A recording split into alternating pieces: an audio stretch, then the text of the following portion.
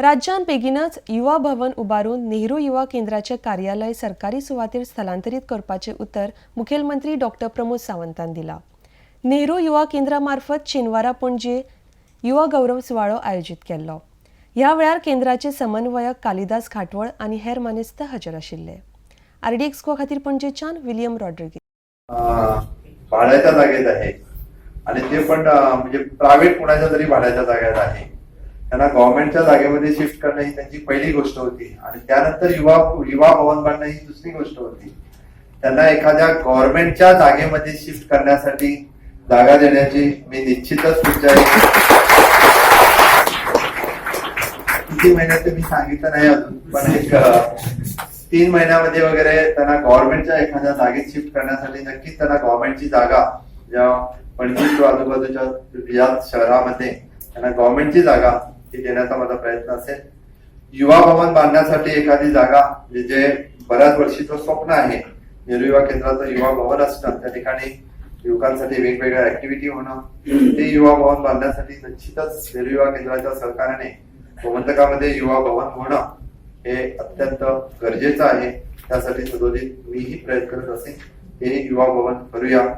आजच्या या गौरव सोहळ्याला मुद्दामून गोव्यातल्या वेगवेगळ्या ठिकाणीहून नेहरू युवा केंद्राशी संबंधित असलेले सगळे लोक, इन्क्लुडिंग विचार वेगळे असले पण नेहरू युवा केंद्राशी एकत्रित असलेले या ठिकाणी सांगली, सातारा, कोल्हापूर मुद्दामून या ठिकाणी आले।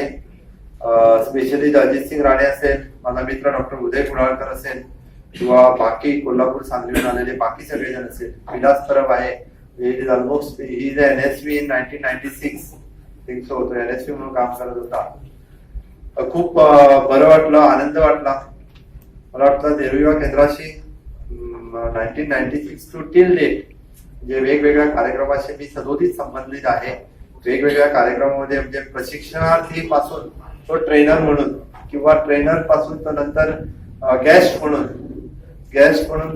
त्याच्यानंतर प्रमुख अतिथी म्हणून म्हणा किंवा गौरवमूर्ती म्हणून माझं तुम्हाला एवढंच म्हणणं आहे की स्वामी विवेकानंदाच्या प्रेरणेने जे युवकांचे आदर्श स्थान आहे, सदोदित युवकांसाठी त्यांच्या प्रेरणेने कितीतरी युवक जे काम करत असतात आणि नेहरू युवा केंद्र हे युवकांच्या चळवळीमध्ये सदोदित युवकांना पुढे आणण्याचं काम सदोदित करत आलेले आहे। कितीतरी म्हणून त्यांनाही इथं आम्ही आपल्या मुख्यमंत्र्यांच्या हस्ते सन्मानित करणार आहोत। त्याचबरोबर Nataraj sports and cultural club Pune Dicholi येथील जे युवक मंडळ आहेत त्यांनाही आम्ही इथं सन्मानित करणार आहोत। त्याचबरोबर नेहरू युवा केंद्राच्या माध्यमातील जे युवक आहेत जे वेगवेगळ्या ठिकाणी एक्सेल होत आहेत, खास करून मला इथे उल्लेखही मी करणार आहे ज्यांचा आता सत्कारही होणार आहे। कारण एक स्वयंसेवक सांगली जिल्ह्यातला तो आज PSI, कारण गोव्यासारख्या ठिकाणी PSI होणे म्हणजे एक साधी गोष्ट असेल तर सोपी गोष्ट असेल, तर महाराष्ट्रासारख्या ठिकाणी एखादा स्वयंसेवक नेहरू केंद्राचा PSI पदापर्यंत जातोय